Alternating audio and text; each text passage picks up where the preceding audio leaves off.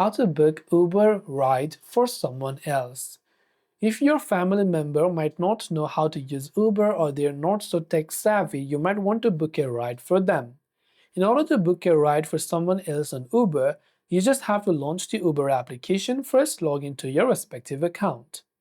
What you can do is first of all enter the pickup location. Now you need to know where that person is.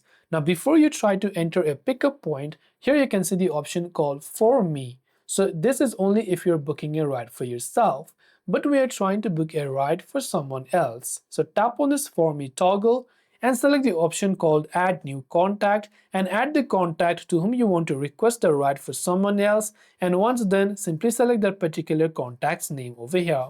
And once you've done that, tap the next option and their phone number will be added there. Then you can go ahead and basically enter the pickup location, the destination, and after that they will be able to receive the ride. This way you can book a Uber ride for someone else. Hope this video helped you. Thanks for watching and see you in the next video.